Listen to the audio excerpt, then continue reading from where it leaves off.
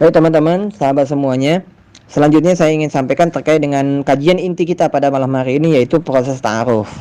Nah, jadi proses ta'aruf langkah pertama ya. Poin pertama adalah Anda mengisi proposal ta'aruf yang kemarin sempat saya sampaikan kepada teman-teman semuanya. Ya, sekali lagi ini adalah tidak mutlak yang namanya ta'aruf itu harus diawali dengan proses pengisian, enggak ya. Tadi sudah saya sampaikan di awal, tapi ini secara idealnya.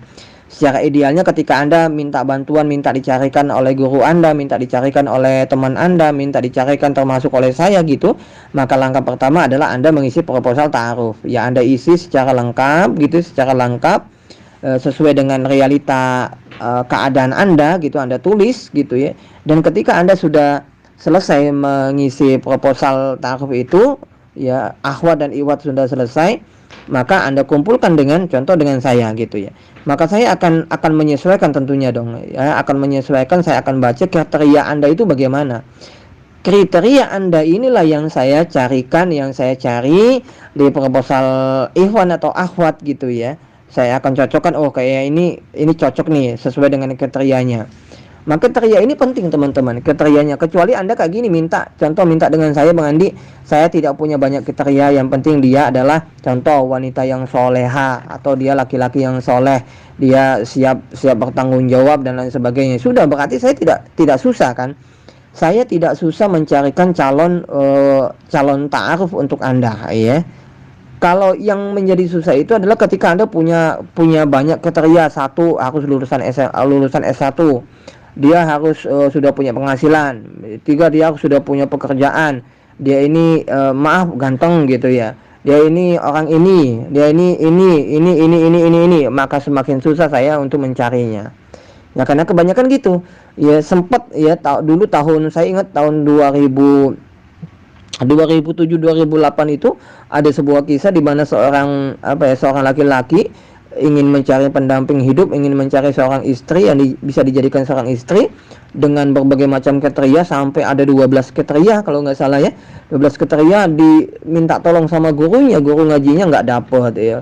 Nggak dapat, dikurangin kriterianya jadi 10, nggak dapat juga, dikurangi jadi 5, nggak dapat juga. Akhirnya apa, 1 tahun, 2 tahun, 3 tahun, 5 tahun, 6 tahun tidak dapat ini. Akhirnya apa, Ustadz, yang penting dia seorang wanita muslimah saja Ustadz. Ya oke, dicarikan, nggak menunggu lama, dari situ bisa menikah. Artinya saya sempat menggarisbawahi, semakin banyak kriteria yang Anda buat, biasanya semakin lama Anda akan menjumpai sosok ideal yang Anda bayangkan, Anda inginkan. Nah, itu langkah pertama. Jadi Anda mengisi proposal. Langkah yang kedua adalah akan tukar proposal. Anda akan bertukar proposal. Proposal yang akhwat akan diberikan kepada yang ikhwan, atau yang ikhwan diberikan kepada si akhwat. Ini idealnya kayak gini. Jadi ikhwan dan akhwat nanti saling dipelajari dan diberikan waktu. Biasanya saya memberikan waktu 1 sampai 3 hari. Nah, setelah 1 sampai 3 hari itu nanti akan lanjut kepada proses selanjutnya. Atau tidak saling tukar proposal, tapi kayak gini, contoh Anda seorang awak minta tolong dengan saya kan pegang data Anda, saya pegang proposal Anda. Nanti ketika belum ada calonnya, belum ada calon ta'aruf untuk Anda, ya saya simpan dulu proposal itu. Nanti ketika Anda saya tawarkan nih, ini ada seorang akhwat nih, kira-kira Anda mau nggak ta'aruf dengan beliau. Nah, ketika beliau mengatakan siap ta'aruf dengan Anda, maka saya akan langsung pertemukan Anda dengan dia. Nah, maka kita langsung kepada tahap yang ketiga.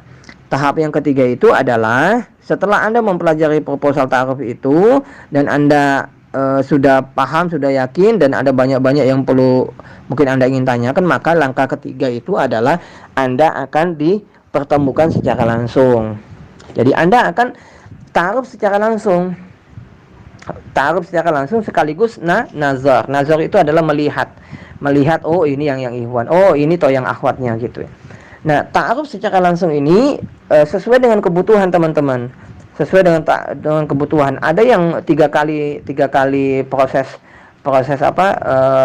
ketemu, diskusi, tanya jawab dan lain sebagainya, udah bisa gitu ya, lanjut kepada langkah selanjutnya gitu. Sama kayak dulu saya teman-teman, saya dulu ketika mau ngisi proposal ta'aruf gitu ya, saya langsung ke Bandung.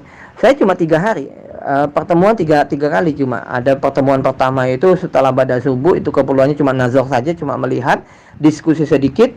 Di hari keduanya saya bertemu dengan beliau, bertaaruf didampingi dengan guru saya di waktu duha. Jadi kita diskusi tanya jawab tentang visi dan misi membangun rumah tangga bagaimana, tentang anak bagaimana, termasuk ditanya gitu ya, Anda punya hutang piutang tidak. Saya juga bertanya, Anda pernah nggak gagal ta'aruf, pernah nggak Anda pacaran dan lain sebagainya. Saya tanya gitu semuanya agar dalam rangka ya kita semakin paham dengan siapa kita sedang berta'aruf, ya, dengan siapa kita sedang berta'aruf. Alhamdulillah tiga kali saja bertemu dalam waktu 3 hari itu. Berlanjutlah kepada tahap yang keempat.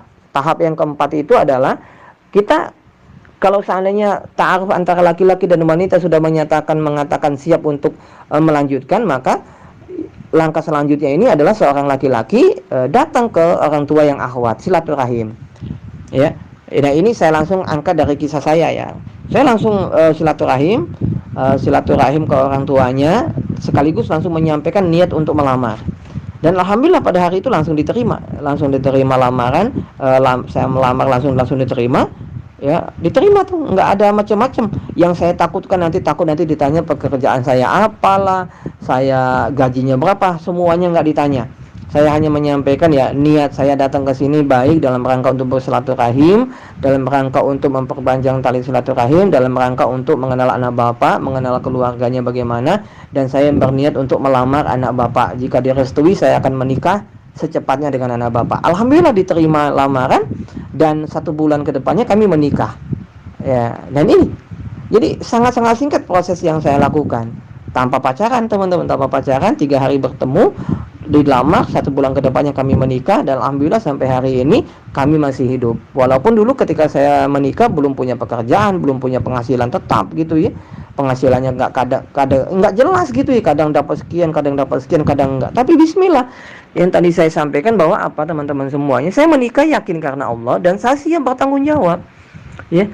Seorang mukmin ini sungguh bahagia teman-teman, ketika benar-benar semuanya diniatkan karena Allah, diniatkan untuk ibadah kepada Allah.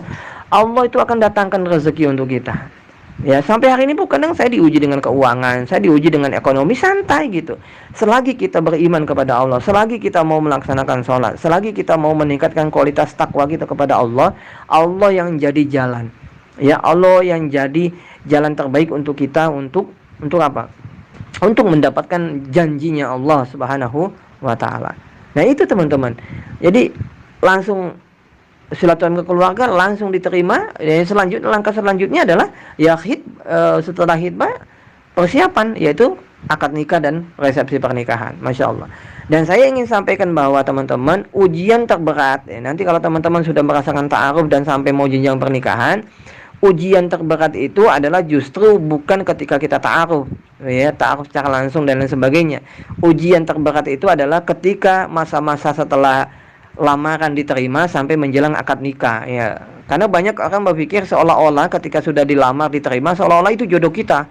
Bahkan belum tentu kan gitu ya, belum tentu, ya. Belum ada jaminan orang yang kita lamar, bahkan mau tinggal 1 minggu, mau tinggal 2 minggu, kalau nggak jodoh nggak ketemu. Nah, ini kejadian kemarin di Tanjung Enim ya, di Tanjung Enim ini adik dari teman saya. Jadi tinggal 2 minggu mau menikah, ya, calon suaminya meninggal dunia. Kalau nggak jodoh ya Allah sudah tetapkan gitu, nggak menikah ujungnya. Ya, Allah tahu cara yang terbaik. Ya, ya dikatakan jodoh itu adalah ketika Anda sudah menikah. Ya sudah menikah, itulah jodoh Anda. Ya, perkara selanjutnya adalah itu adalah ujian Anda bersama pasangan kekasih halal Anda. Masya Allah, itu teman-teman ya.